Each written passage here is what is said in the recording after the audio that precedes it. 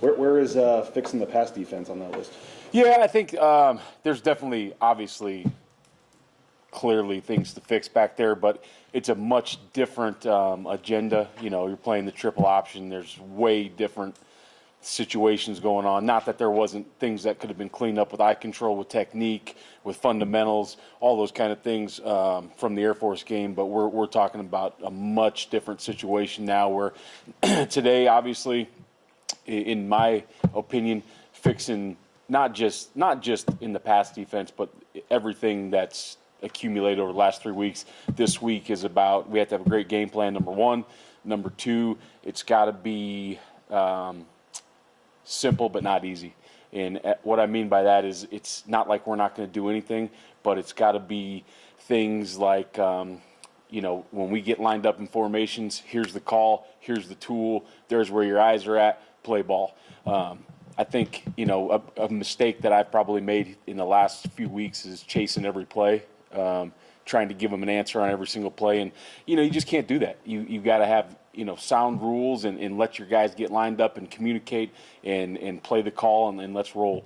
So I think that, you know, we've got to get back to that. We've got to defend, you know, their offense. They do a great job with formations, with shifts, with motions, all those kind of things, probably to see what coverage you're in, get their playmakers in a position where they can have a good matchup, those kind of things. So we've got to be able to communicate fast, get lined up, and execute, period, point blank. Spencer was saying that, you know, there's a lot of underlying facts and things to look at when you look at the defense against Air Force, you know, how difficult they are to play against and that.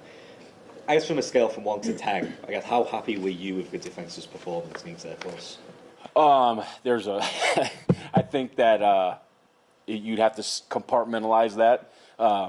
Very, very happy with physicality, you know, and then that's not just the D-line on the perimeter, corners tackled, happy with tackling, happy with the effort to the football, happy with the mentality of the team, not so happy with some eye control, some run fits, some techniques, which I know BJ was talking about in the pass game, but also in the run game, right? Like the very first series that misfit hit, and that was guys at the first level, guys at the second level, guys at the third level, got that settled down. What Air Force does a great job of, and I think that it's a very overlooked situation with their coaches. They have really good football coaches. They've got answers, and people are like triple option, triple option, triple option. There was some triple option out there, but in the second half, man, they went to gun plus one runs, and they were throwing the football. Like, those guys do a great job.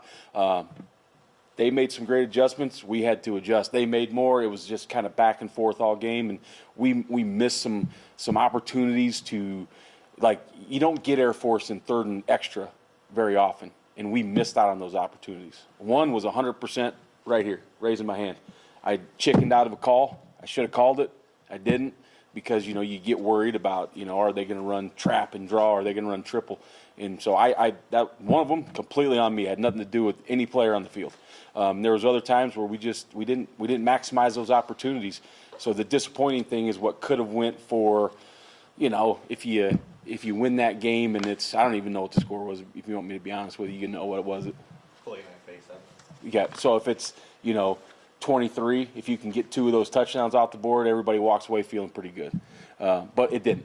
So we got a lot of stuff to clean up. I asked you about Ty last week, but it feels like when you get, you know, to college, you go from learning the game, and then once you conquer that, you play the game, and once you conquer that, you can, like, understand, you play with a lot of confidence and can dominate a game. Like, it just feels like he's moving into that category of understanding he can really impact the game. Yeah, and to be honest with you, Jay, like I talk about it with those guys. There's a few guys on our team, and one of them you mentioned, and there's some others. Like, I could watch those guys practice football all day, just the way that they practice. Like, our Thursday practice is a pro glide, you know, a higher speed walkthrough. I could watch Ty Benefield practice on Thursday all day because it's so urgent. It's so dialed. His eyes are so right. His first 2 steps are flying. Like, he just does things the right way, and he's figuring out, much like other people on our team, if he practices that way in the week, he will play that way on Saturday. Some guys have not figured that out yet, and so their practice has to become their game day reality. And, like, we have to practice better at certain positions. There's guys that are doing a great job, and that happened on Saturday. There's some guys that kind of, I'm getting my feet back under me on Tuesday, and then Wednesday I'm kind of ready to roll, and Thursday's a walkthrough. Like, we need to pick up the urgency at every single position on defense. With the hits he makes, just how much discipline does it take to just not only make the hit, but make sure it's a clean hit? Yeah, a lot of discipline. There's almost some luck anymore. Not an excuse because everybody in the country has to do it, but it's getting hard to be a defender on some of those open field hits because it's like, they don't want you to go high, but you don't want to go too low, especially if it's the quarterback. If the quarterback, it's hard to time those things up. So Ty has done a really good job of striking with his shoulder and striking in the strike zone. And so to your point, I think there is a lot of discipline on that. And then sometimes when you leave your feet, the hard ones for me are always like if you leave your feet and you're going as fast as he's going, then all of a sudden a runner puts their head down.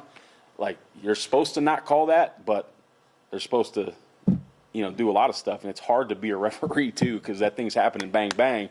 So, but a lot of discipline by him to throw his body where he is right now.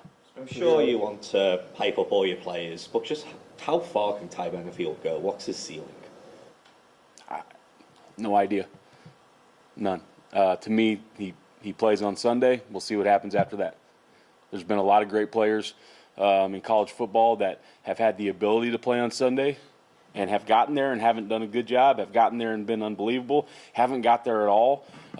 His ceiling, I don't think he has a ceiling right now. He's just got to keep going, and everything that he wants is in front of him. And I think that he moves in the right direction. I think he has the mental, the physical, all that kind of stuff. He's just got to keep doing it. As with, there's other guys on our team that maybe haven't figured it out, like Jay mentioned, quite as early as Ty. Even some guys that are seniors, like, they're going to start to realize, man, if I practice the way that I want to play, then I'm going to play that way, and then the scouts will notice me, and then we'll get drafted, and then maybe I'll get a chance to do it on Sunday. But it all starts with your prep, your recovery, your practice, and right now Ty's got that figured out, and he just needs to stay on that trajectory. Passing attack for App State. I mean, obviously number 3 in the country. What are you seeing there? Spencer kind of joked they're probably licking their chops coming in here. I mean, how do you kind of see that matchup? Yeah, I think I talked to some of the DBs this morning. We haven't met yet. We'll meet this afternoon with the defensive players. But I'm like, guys, we're playing the real deal this week. They're going to throw the football. They got a good quarterback. They've got good receivers.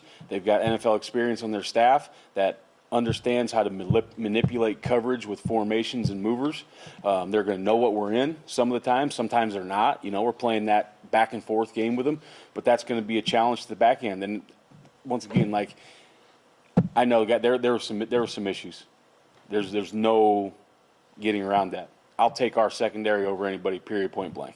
And it's my responsibility to get those guys to play because I think they're talented. I believe in those young men, and I think that they're going to take this challenge this week and they're going to run with it. I don't know if it's the best way to describe this, but how much like the perfect amount of psycho does Marco Notriani have? I mean, just, you know what I mean? Like, just, he after the game, he said something along the lines of, like, if you don't like playing the triple option as a linebacker, you should switch positions or something like that. Like, how much of the perfect amount does he have? No, he's like, you'd call him like the old school, what you'd think of as Midwest Mike, right? Like, put that neck roll on and do not run the ball in the box.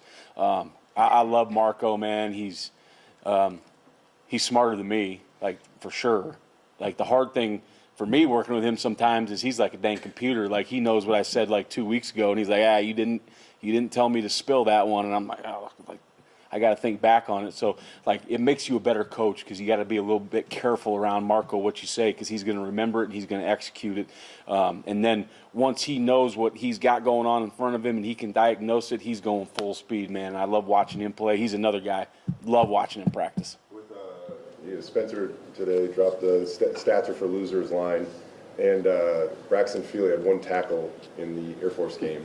How would you explain his impact on the game? Braxton Feely, in my opinion, having a lot of games versus the triple option, played one of the best games as a defensive tackle I've seen. And once again, stats, not going to go in the stat book, but when you go watch that film and you watch centers and guards and tackles getting knocked back and him holding doubles and keeping Marco and some of those guys free, you'll understand why he's so important to this football team. And one tackle, like, yeah, I don't know. I guess that's not cool for anybody, but like that's why I don't look at those like that. The numbers mean very little to me. Like I care about that one.